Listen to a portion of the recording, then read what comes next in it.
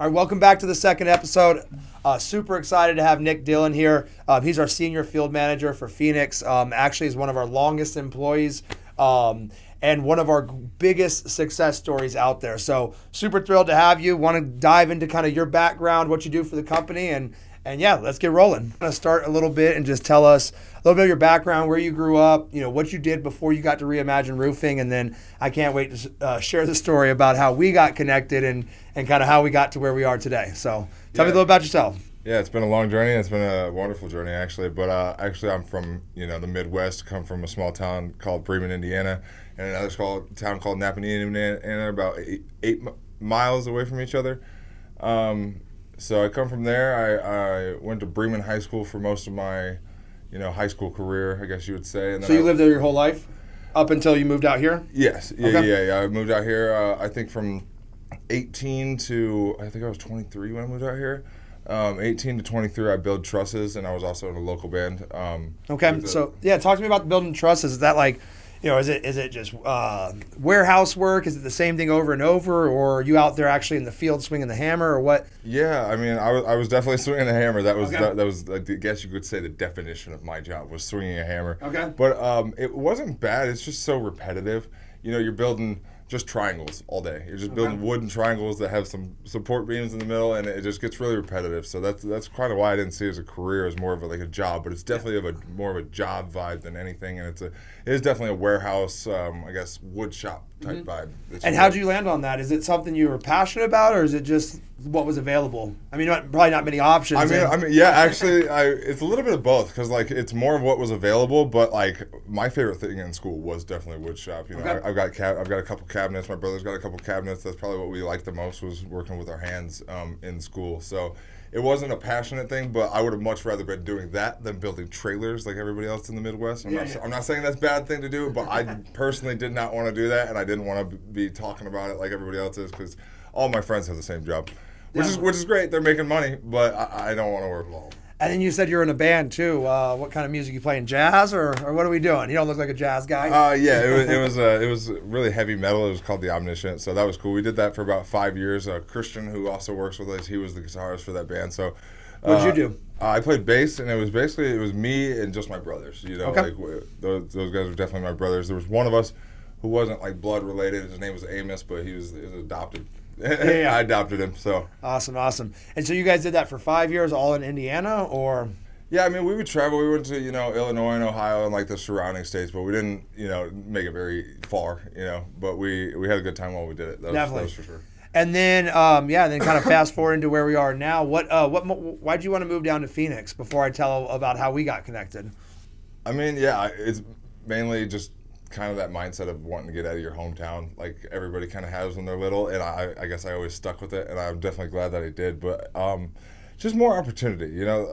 I don't want to talk bad about the Midwest, but there's definitely not as much going on out there as there is, on the West Coast or on the East Coast and stuff like that. There's opportunities in places like that. In the Midwest, it's kind of like I was saying, you're building trailers or you're building trusses. Yep, definitely.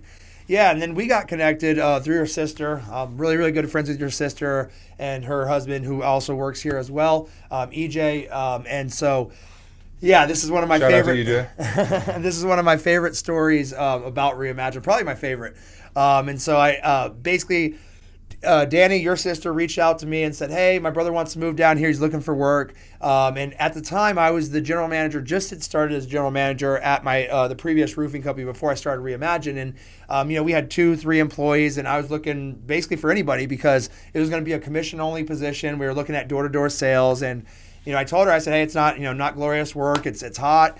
We're going to be knocking doors and just hustling. And she's like, oh, my brother would be perfect for that. And I was like, okay, awesome. Sounds good. Kind of hyped me up a little bit. Yeah.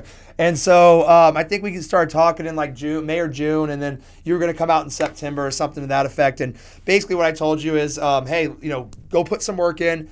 Study this, and if you put in the work, then I'll have a position for you. And I was just blown away by how much work you put in. I would send you a 15-minute video, and you'd get on the phone with like 5 pages of notes. You'd be like, hey, at 1:32 he said this, at 1:37 I learned this, at 1:45 I learned this.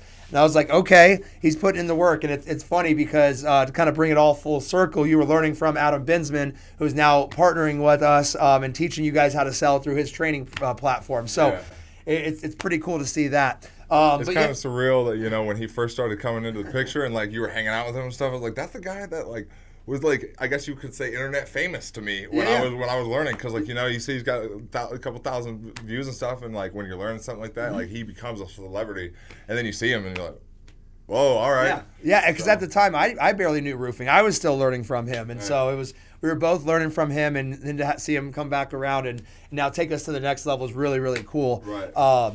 But yeah, so you put in the 3, 4, 5 months or so of work.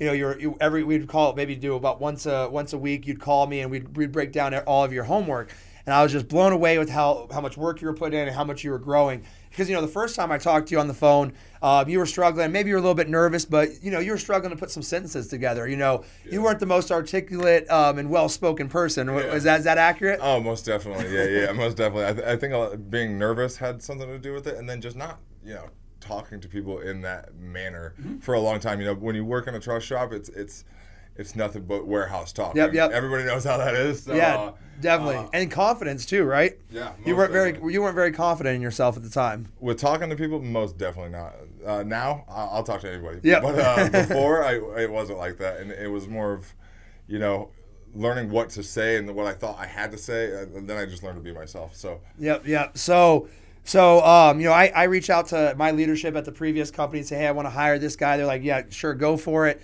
You know, and give you a little context on that roofing company. It was very, very old school. You know, also Midwest, you know, heavy Christian and just very, very traditional, which, you know, nothing wrong with that, but that's just was their mindset. I think they're in business for, 30 years? Yeah. So they probably still had some of their 30 years ago morals, which is great, but, you know, times have changed. And so things like, you know, they didn't want any, for example, tattoos showing. You know, it's funny, when I first joined, the first thing they asked the VP of sales who hired me is, do you think he'd be willing to cut his man bun? You know, so that's a funny story there, yeah.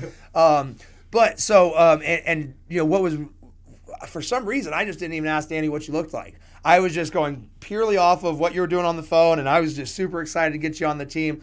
You show up. It might have been good at the end of the game. It might have been good that way, that you didn't meet me first. Oh, 100%. Oh, yeah. So at least admit it. Yeah. Because, you know, when you showed up, it was a shock to me. You know, I thought, you know, you're going to go out and get on the doors, and now you're this 6'4" guy with, you know, hand tattoos, arm tattoos, neck tattoos, and pretty intimidating dude, right? Yeah, your face said it all. When I first met you, for sure, it said it all. And I think one of the first things you said is, "Oh, you got neck tattoos." And then I was just like, "Is that a problem?" Oh, no, that's all right. Well, my mind instantly went to, okay, how am I? This guy just moved across the country. I know what leadership's going to say at the office. They're going to want him gone in an instant because you're actually not allowed to have neck tattoos or visible tattoos in general. Yep. Also, the owner of the company was showing up, I think, in 2 weeks. Yep. It was about 2 weeks after you got here, and so my brain just goes into, oh my gosh. And it's one of my best friend's brothers, and so, you know, I want to make sure that you were successful. I did just move across the country. Exactly. And then I had a lot of pause about you getting on the doors because, you know, you weren't that confident. You overlay the lack of confidence with the size and the intimidation factor. You know, that's a match made in the opposite of heaven, right? Yeah. So my brain was trying to find this solution. But credit to you, you got arm sleeves for when the owner came in. You know, you sleeved up, so to cover your arm tattoos, you went and worked doors with us in Prescott and actually had some success. And, you know, the company came back to me and said, hey, I'm actually going to need to let him go, you know, because of the neck tattoos and et cetera. And I told him that if he goes, I go. You know, and it just was, I had made a commitment to you that I would provide you with the job if you did what you were supposed to do. Yeah. And you had done what you were supposed to do. So I was going to stand behind that. And, you know, I could see past the tattoos and I managed to convince them. Actually, there was wasn't there like a week or two that you didn't have a job and then... Yeah. I think I told you that I didn't want there to be any problems for you, so that I was just going to step away. And then you text me like 2 weeks later. It was like, hey, I can get you a field manager job. And I was like, oh, okay, cool. Yeah, so talk a little bit about how that made you feel. One, you know, to be judged just based on your tattoos, and then the roller coaster of not having a job, then having a job. And, you know, was that a source of motivation for you moving forward, or what? Talk to me a little about that. Well, for the other company, I kind of I was used to it. You know, I grew up in a very small conservative town, so I was used to everybody judging me for the way I dressed, the way whatever that was. Um, um, so it was a little bit stressful moving across the country, and then realizing that these people aren't accepting me the way that I thought they would.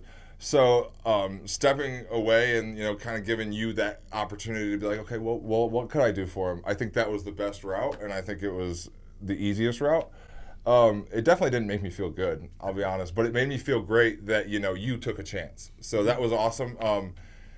Yeah, I think that's basically what it was, and I think it didn't necessarily motivate me, but I've always had this thought in my head that the only way you fail is if you quit. So I kept training. I didn't know if I was going to be doing roofing, but I was still on YouTube looking for stuff. Like I was looking for jobs, and I think it all came full circle. And I think it worked out how it was more supposed to, rather than forcing it and being like, oh well, you're going to learn to knock doors. You're going to learn to knock doors. I think me being a field guy now, and even in that company, has taught me how to talk to people. It's taught me how to potentially knock doors if I wanted to, because I know more of the roofing side. Because before I started watching those videos, I didn't know anything. Yep.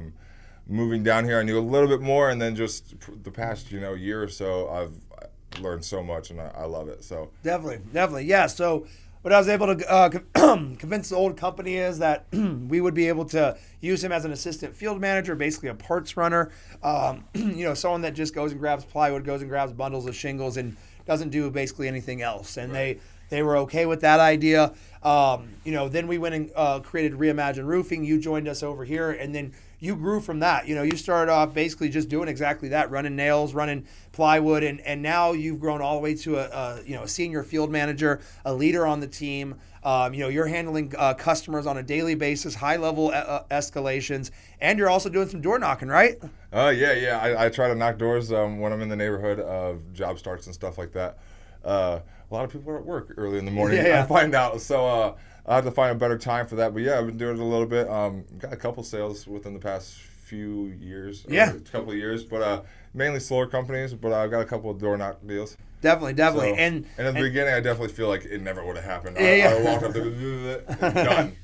Definitely. And talk a little bit about what else you've learned. You've learned the roofing side, but you've learned some HVAC, right? And talk about how have you learned that, and what have you taken away from that learning process?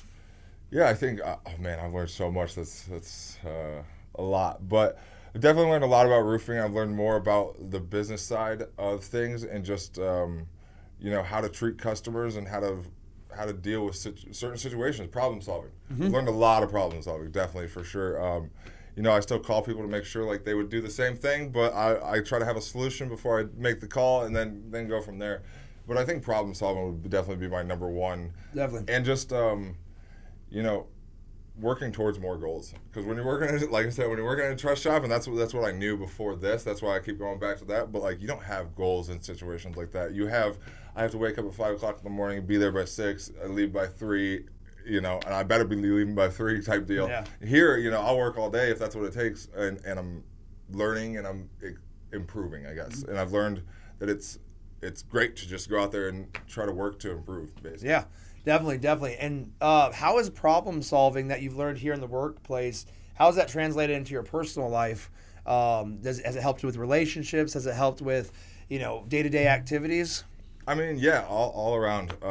I think it's taught me how to be really independent. When I was back in Indiana, I was living with stepmom, and then I did get a place by myself, but I was always struggling. I was working week to week, and now it's not like that. I've learned how to manage my money. I've learned to manage my time. Mm-hmm. So just, it helps. Time with the girlfriend, time with the dog, time with the family, everything. Definitely. I've learned how to manage most of that, and it's great because, working, like I said, back in Indiana, there is no time management. There is no money management, because you get the same each week. You get the exact same each week, and they're not trying to get you to improve. They're trying to get you to build your whatever trailer or truss and get out of there. Yeah. So what other ways have you experienced personal growth? I can just tell by looking at you, you've slimmed down quite a bit, right? Yeah, I lost a little bit of weight when I moved out here. A little bit. I think you're probably down, 30, 40 pounds? Yeah, actually, I think 30 pounds I'm down, so that's great. When I first moved out here, I was a little bit slim when I moved out here, but I think the transition of having a job and not having a job and being stressed and stuff, I was eating a lot. And and I still, don't get me wrong, I love food, but I just learned to work it off. You have to work. If you're going to eat like crap, you have to work. And, I'm not the healthiest person in the world, but I have lost a little bit. And, I still eat like crap. Not gonna lie, but I love it, but I work for it. I work for it, for sure, for sure. Yeah. And one of the other things that I saw, when you first kind of got out here, I know you had some lower back issues. I think you still deal with them from time to time, but what have you done to improve that? And, what is your current status on that? Yeah, I mean, that was awful. I think I had it for about a year and a half. I don't know what was going on. I think I slept on a couch wrong or something like that, but I was eating probably anywhere from 15 to 25 ibuprofen a day, which is, I would not recommend that to anybody. The chiropractor, I think, said it's equivalent to a bottle of tequila a day, which is quite a bit. Yeah. And I don't even drink alcohol, so that's not good. But yeah, I just started going to the gym and, listening to your stretching stuff that you would tell me to do. I think we went to the gym one time and sat in the sauna, and I still do that. I still go to the sauna and do all those stretches and stuff like that. And just that, and then just a lot of back extending exercises. And just staying consistent with it. I tried going once or twice in like a month, and then it was like, what? Why is nothing happening? And then you start going once or twice a week, and you're like, okay, that was why nothing was happening, because I wasn't being consistent. I was just hoping that something would work. So. Yeah, I mean, and that's what we talk about so much in the company, is consistency is really the success formula for anything. Yeah. It's better to go to the gym for 30 minutes a day, 3-4 times a week, than to go, one time for 6 hours every quarter, right? Same thing financially. It's better to save $100 a month than and then be able to have that financial freedom than to say, oh, I'm going to just go save this one paycheck, and you're not able to buy groceries for that week, and you're living off ramen, Right. And so that consistency is really key. What strategies have you used in your personal life? Because when you first came down here, you didn't have any consistency, right? I had no structure. Exactly. Yeah. So talk about a little bit about how do you structure your mornings, your days? Do things like the wig help you, and just how do you build that consistency? Because I mean, we're only 2.5, maybe 3 years down the road, and you're a pretty consistent person now, and you came from basically no consistency whatsoever. Yeah. I mean, yeah, the wig definitely helps. I had the wig. Just waking up and setting that first goal for the morning is definitely helping. And then just winning the morning, like you've always said, whether it's reading 15 minutes of a vlog that's helping your brain, or watching a podcast, or reading a book, or anything like that, just winning the morning. I know you guys make your bed as an example. Some of us have women who are still laying in bed, so we don't do that. But yeah, just like winning the morning, reading a book, anything like that to get your brain going, fired up, to walk for 15 minutes, a lot of that. I try to do my walking and stuff before I even look at my phone and do the wig and stuff like that, just because once you're in your phone, you're in your phone. Yeah. Once you're in the internet, you're in the internet for the work and stuff like that. So I try to do that stuff before laying down the wig and before walking out of the house. And I think just winning your morning is probably the best way, I would say, to stay consistent. Definitely. And what does the wig mean to you? What is, so, and just to kind of unpack that a little bit, the wig is your, for the company, it's our wildly important goal, and so we, it's something that's required for everybody, but how do you use it specifically for you? Is it always work related? Is it sometimes, are you sometimes doing personal goals? Like, how do you use it to keep you on track? I mean, I do work and personal, but how I see it is it's keeping me accountable. Mm-hmm. Because everybody in the company sees, Nick said that he was going to run a mile today, and, Sam on the phone with, Chris Lee at the end of the day, and we're sitting there just chatting it up, and he's going through his phone. He said, hey, did you run your mile today? It holds you accountable, and, like, people, it doesn't happen all the time, like, I'm not getting that conversation every day, but sometimes you do, and most of the time that you get that person asking, you're like, oh, well, I didn't. And then it's holding you accountable, and then you get up and you go to the gym or you do whatever. Yeah, 100%. That's, we use a lot of group accountability and a lot of, spot checking. And I kind of always just think about, you never know who's watching. You never know who's going to ask you about that. Mm-hmm. And when I'm like, maybe I'm not going to work out. And I'm like, well, then everybody in the company's going to know I didn't work out today. Because what if Mike, Stanton asks us on the morning call, did I work out? Yeah. So that group accountability and just all of us helping each other stay accountable has really, really, I think, has elevated us as a company and you as a person as well. So, talk a little bit about your day-to-day. What the life of Nick Dillon. What does that look like? Are you up at 9 o'clock? You up at 3 o'clock in the morning? And what do you do on a day-to-day basis? And yeah, just talk about that. Yeah, I mean, I try to be up between like 5 and 5:15. Like I said, go on my walk between then and then. Right before I walk out of the house, I hit my wig and do stuff like that. As soon as I wake up, I normally get up, go to the bathroom, drink some room warm water. I try. I don't really care for room warm water. To be honest, but I do that, and then I take my dog for like a little 15-minute walk. Come in, start reading a vlog or whatever, and then before I walk out of the house, I'm normally doing my wig and stuff like that. And then really it just depends on what's going on within the company. It's either a job start or taking materials or something like that. And what's a job start? What does that entail? Are you just going out there and just sitting in your truck and seeing, hey, are they actually starting today, or are you working with the crew? What is our process out there? So normally you try to get a hold of the crew the night before, to see what time they're going to be out there, and you try to be out there at that time. Unless you're having to pick up materials or something like that, you might be a little 15 minutes behind, depending on what time the supply house is open. But you want to call them and just kind of communicate with them the day before and talk about where the trailer's going to go. And then when you get there, you're definitely on site. You got boots on the roof and stuff like that. You want to make sure everybody's being safe. You want to make sure the ladder's tied down, they got harnesses on, stuff like that. And you want to make sure that the homeowner's happy before you leave, for sure. Yep. And we got them. We're holding them accountable for stuff, so we're making them sign toolbox talks, making sure that they're going to hold their end of the deal, saying that when I leave, they're not going to take that harness off. What's the toolbox talk? It's just it's a safety contract basically. Okay. So you're educating them on safety prior to job starts. Absolutely, yeah. So we're trying to teach all these crews a little bit more about safety each time we hit the ground. Not saying that they don't know it, it's just better to be refreshed. So the guys on the ground should have hard hats on and stuff like that, so they don't necessarily always think that. They think, oh, I'm not on the roof, I don't need a harness. That's all they think. So when you get there and say, hey, let's read this, and then you teach them about it, you're teaching them why they need a hard hat. Definitely. So you're teaching them the proper ways to put it on and stuff like that. That way everybody's safe, and we don't have any problems with that. And the guys are getting excellent at it. I show up most of the time, they already have all that stuff on. And it's awesome. And it's great. Yeah. It's really, we've seen it so much in the company is when we create a culture of excellence or a culture of safety or a culture of, attention to detail, it doesn't take very long for that to translate down. And now we're never going to be perfect, but when we create these cultures, what happens is it spreads, almost like a virus, right? It gets out to everybody, and then you're the one person not doing it, and you're like, why am I this guy? Like, I look, okay, I'm just going to put my hat on, Yeah, you try to lead by example, I feel like, especially in this company, and with everybody trying to lead by example, it just makes the standards and the expectations so much higher, and everybody's, being held to that, and they're keeping those standards. Like, they're reaching them. Yeah. So that's great. Yep. When everybody's being held to the same standards, and it's just everybody's working together, and it's a great thing. And what did you would you say? I know when I was used to be out in the field often, I'd feel teaching that to crews and just teaching crews in general, that helps build a stronger relationship, right? Yeah, most definitely. Yeah, and so how do you manage that relationship with the crews? Or do you know the crew members? Like, do you guys talk on a regular basis? Are they part of our team, or are they just somebody else? No, they're definitely part of the team. We got a lot of crews that have been with us for since we started.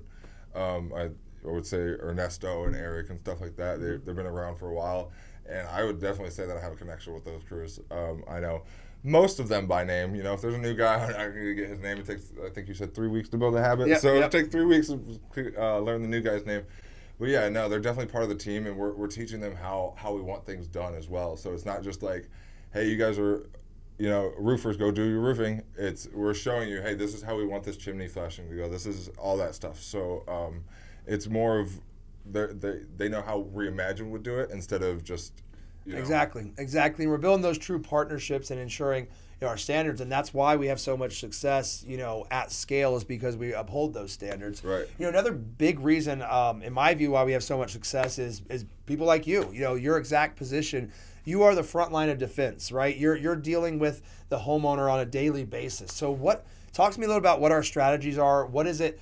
Are you messaging the homeowner, just when the job's done? How do you introduce yourself? Like, what is what does a homeowner interaction look like on a typical job? No, so normally from start to finish, once to touch base with that homeowner to begin with, we're doing our initial inspections. We're going out there to see if they even need a roof. And we try to touch base with them either the night before or a couple hours before. You want to call them if you have the chance to call them the night before. Like, hey, Mr. and Mr. Homeowner, this is Nick with Reimagine Roofing. I'll be out to inspect your roof tomorrow. Well, what's a good time for you? You always want to keep them in the loop. Do you want to be there? Do you not want to be there? Are there dogs in the back? Are there not dogs in the back? Just little things like that, and just to get that communication going. And then once you do that, we show them what's wrong or what's not wrong, for that matter. And that's different, from what a lot of not just roofers but companies in general do, right? They just come down, they say, hey, your roof's messed up, it's going to be $10,000. Yeah, and I'm a firm believer you don't sell something to somebody if they don't need it. So, which, I mean, out here in Arizona, a lot of people need it, to tell you the truth, just because you still use bad underlayment. But if somebody doesn't need something, I'm not going to try to sell it to them. Yeah. But other than that, I get off the roof and I show them photos like, hey, this is why it's messed up. This is your underlayment curling. This is this and that, whatever. Educate, right? Yeah. Educate them, and show them what's wrong or show them what's not wrong. And then from there, we just stay in touch with them, let them know, when your materials are going to be dropped, and when the crew's going to show up. And normally give them a time span. You never want to tell them exactly this time, just in case flat tires or whatever. Yep. But we just stay communicated with them, and then what? Go ahead. I was just gonna say, try to. We hold our own standards, but also their standards. We want them to be happy just as much as we want to be happy. And then once the job starts, as you're running that job as a project manager, what is your level of communication with the homeowner at that point? Are you talking to them daily? Oh yeah. Daily? Okay. Yeah, every single day. You're either I try to touch base with them in person. So when I get to the house, I'm trying to knock on the door. If they're not there, I will give them a call. If they don't answer the call, then I'm taking hopefully a nice picture, and then I'm sending them a picture saying, hey, this is Nick, just to let them know. And sometimes they reply, and sometimes they don't reply. Yep.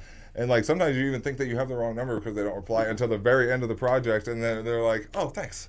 Yeah, you're like, oh, all right, cool, awesome. So yeah, I mean, I'm communicating with them every day, making sure that they're happy. I would say our biggest complaint is the noise, but that's because we're on the roof. But yeah, nothing we can do about that, huh? Yeah. And I think, it's really as a testament to what you guys do that they sometimes don't answer to the very end, right? Because it's just so much peace of mind that they've been communicated with every step of the way. Because I mean, a re-roof is a big project. It's scary.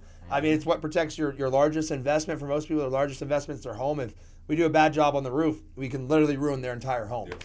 And so for them to have that much peace of mind because we've communicated so well to start, to then let you just do what you do, that's a huge testament to you guys and to the entire Reimagine team. So couple final questions for you. One, what is your favorite part of working here at Reimagine? Teamwork makes the dream work. Yeah, that was quick. All day. Yep. So, you're in a super awesome position, right? You get to work with your brother. You get to work with EJ. You get to work with a lot of friends, and kind of talk about how you've grown as a family, how the Reimagine family has grown, and how you've seen it grown from your perspective. Oh man, I've seen it grow from 3 people total. So yeah, I mean, it's crazy. Everybody that comes in, has that drive to either want to do better and be part of the family, or it doesn't work out. I mean, that's really what it comes down to. And everybody here is looking for, not, I wouldn't say necessarily looking, some of them just happen to find us, are looking for, that camaraderie, that teamwork, that family, that makes them feel like they're being part of something instead of just a job. 100%. So I definitely feel like I've watched people grow into having just jobs to something that they feel like they're a part of. And I think that's the best part of doing anything. Definitely. And if you could talk to somebody out there that may be interested in joining Reimagine, what would you say to them? Both on the positive side, and also what would you caution them on? If this isn't true about you, maybe it's Reimagine's not the right position for you. Yeah, I mean, anything I would caution people is you're gonna work and you're gonna work hard. But some people enjoy that. I enjoy that. You enjoy that. Mm-hmm. So if that's something you enjoy, then come on, let's go. But if you don't enjoy, being in the heat, if you don't enjoy being on the phone until 9 o'clock at night, and I'm not saying that's all the time, some people get scared when you say that, but it's like sometimes that does happen when you have a job like this. But like if you enjoy that kind of stuff, then come on. But if you don't like doing that, then I guess don't. But I mean, I would tell anybody to try it. For sure. That would just be my one positive thing. It's not. It's hit or miss with anybody, and you don't know until you try. Because I would have been the guy that told you, I'm not going to be good at this, and I'm not going to like it. That's the first thing I would have told you, to tell you the truth. And now I love it, and I feel like I'm pretty decent at it. Yeah, and let's talk a little about the work-life balance. We do have some long days sometimes, and we have sometimes some long weeks or some long months because we are kind of seasonal. But you've been able to take a couple vacations over the last couple years, right? Yeah, most definitely, and I think there's definitely a good work-life balance for sure. And it's also on me to have that balance. I can't depend on you to not give me all that balance because you have your own life. So it really depends on the coworker or the worker themselves to manage that. And I think what you've found and what a lot of people have found is that you control a lot of that work-life balance in the sense that if you drop the ball on something, you're taking a call at 9 o'clock. You could have dealt with that at 4 o'clock and informed them properly, but since you didn't, now you have to take a call at 9 o'clock because you kind of dropped the ball. Is that pretty accurate? Yeah, I mean, it's how you manage it. It's how you manage it. 100%. If you slack off at noon, you're going to be on that call at 9 o'clock. Yes. For sure. Awesome. Well, yeah, so I just wanted to thank you for being on our second episode. And again, just congratulate you on, like I said at the beginning of this, you have been the person that has probably grown the most.